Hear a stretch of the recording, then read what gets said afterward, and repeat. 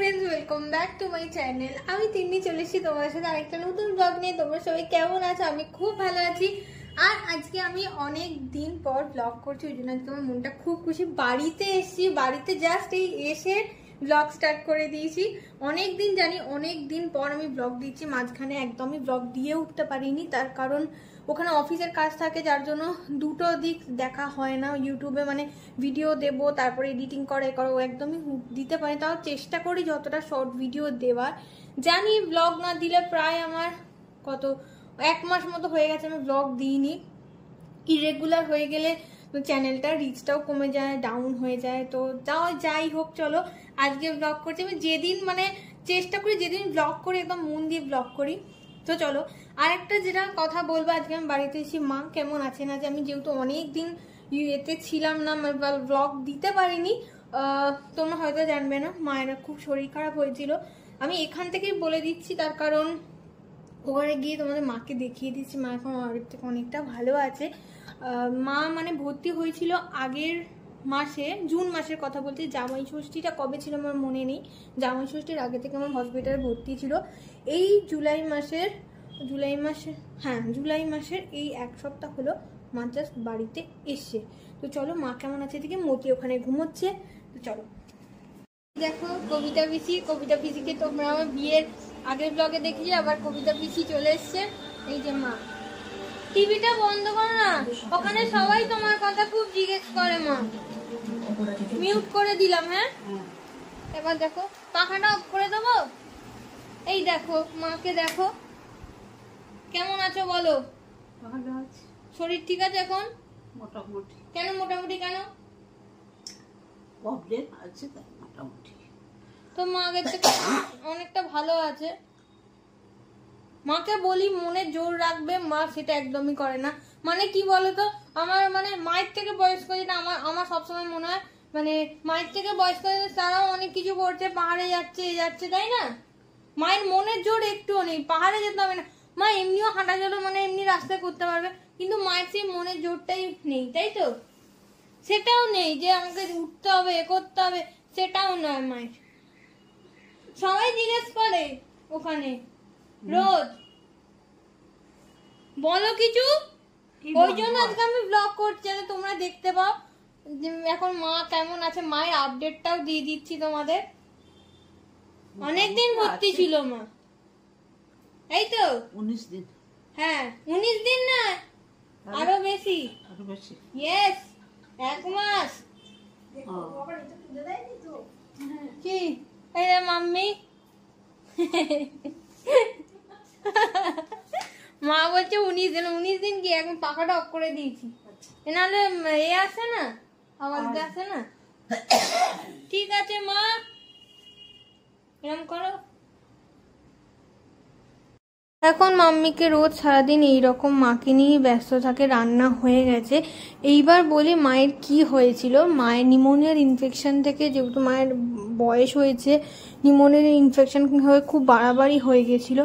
এখানে এখন মাকে রোজ টাইমে নিউমোলাইজার দেওয়া, প্রেশার মাপা, অক্সিজেন দেখা, তার সাথে আরেকটা নতুন মানে লাস্ট যে চেক আপটা গেছিলো কালকে, সেখানেও ডাক্তারের নতুন এ দিয়েছে। আমার ঠিক নামটা ঠিক মনে পড়ছে না, তবে রাত্রিরের দিকে ওটা আবার মাম্মি দেবে যখন তোমাদের দেখাবো। মানে শুয়েও না একটা অক্সিজেন না একটা ওষুধ মতো নিউমোলাইজারে দিয়ে রাখতে হয়, ওরমভাবেই ডাক্তার মিনিমাম 6 ঘন্টা মাকে নিয়ে রাখতে বলেছে। এইভাবেই এখন খাওয়া দাওয়াও চেঞ্জ হয়ে গেছে, মানে খুব একটা শক্ত খেতে পারে না, সেমি লিকুইড খেতে বলেছে ডাক্তার। সকালে বেশিরভাগ ওটস, টক দই এরকম খায়, ডিমের সাদা এরকমই টিফিন করে। আজকে মতির মন ভালো নেই, কারণ সোনু গেছে পুরীতে, মতির দাদা আসবে 2 দিন পরে, ওই জন্য একটু মন ভালো নেই। এত বাজে হয়ে গেছে এখন। আমি কখন এসছি, জাস্ট আসার সময় যখন ঢুকলাম একটু আদর খেয়েছে, তারপরে খাটের তলায় ছিল, ব্যাস এখনই ডেকে নিয়ে এসছি। এখন মায়ের অক্সিজেন দেখা হচ্ছে, অক্সিজেন এখন একদম ঠিক আছে। এরপর মা নেবে স্টিম, 10 থেকে 15 মিনিট এরকম স্টিম নেয় গরম জলের।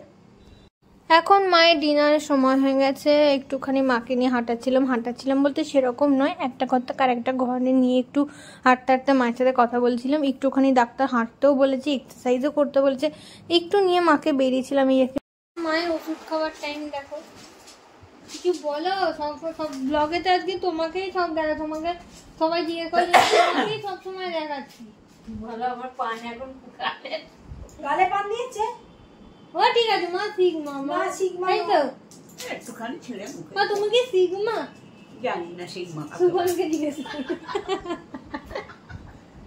আমি দেখো তোমার হাসানোর চেষ্টা করছি, দেখো তুমি তো সারাক্ষণ ঘরেই থাকো, আমি এসছি মানে তো একটু এ করছো বলো, ওই জন্য আর কি বলছি, তাই না?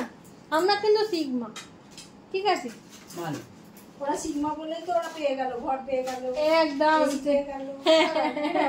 না না ওরা যে পুড়িয়ে গেছে ওটাই বলছে। ও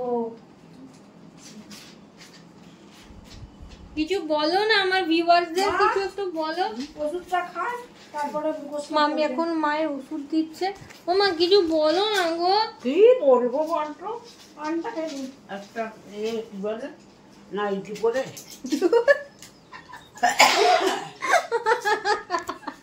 তুই আমার দেখো মা, আমি আমার ডেইলি ব্লগ করি, ঠিক আছে? এটা আমি যেমন থাকি তেমনি করি, আমি নিজেও সাজগোজ করি না, সব তো কি আছে, মায়ের বয়স হচ্ছে, মা করবে না, সেটাই তো, কোনো দরকার নেই তো। আমি নিজে দেখো, আমি নিজে ব্লগ করছি, আমি তো নিজেও করে, তাহলে আমার কি আছে? তুমিও তো ভালো, তুমি শুধু আমার ভিউয়ার্সদের বলো কেমন আছে বা কি, তোমরা সবাই কি ওষুধ দিয়েছিস? হ্যাঁ গরুর গাড়ির চাকা ওই তো ওইটাই কথা শুনলো। এই সারাদিনে 3 বার না 4 বার খেতে হয়। কোনটা এই ওষুধটা? আর এইগুলো ওগুলো আমাকে দিনে 2 বার মুখে জলের ভাবনা নিতে হয়। ভাত তো মাম্মি তো বললো নিতে হয়। কবিতা পিসি আর আমি মিলে এখানে খুব হাসাহাসি গল্প করছিলাম। কবিতা পিসির আগে ছোট মোবাইল ছিল, আমার ব্লগ দেখতে পারতো না, এখন বড় মোবাইল নিয়েছে। আমি বলেছি কালকেই ব্লগ দেবো, তুমি দেখে নেবে। এখানে মাকে যেটা তোমাদের একটু আগেই বলছিলাম রাত্রিরে নিতে, আমার ঠিক নামটা মনে নেই, যাই হোক এটা শরীরে মানে যখন মা ঘুমাচ্ছে শরীরে যতটা বাড়ার দরকার ততটা ঠিক অটোমেটিক বেড়ে যায়, যতটা কমার দরকার অটোমেটিক কমে। মিনিমাম 6 ঘন্টা তোমাদের বলছিলামই নিতে। প্রথমে না আমি বুঝতে পারছি না, কারণ যেহেতু নতুন দিয়েছে, এখানে কবিতা পিসির ছবিটা দেখে বলে দিচ্ছিল যে কিভাবে পড়ালে ঠিকঠাক হবে, একটু অসুবিধে হচ্ছিল। যাই হোক এখন মা এবার ঘুমাবে, চলো তোমাদের সাথে আবার কালকে কথা বলবো। একটু পরেই আবার ল্যালি আসবে মায়ের সাথে দেখা করতে।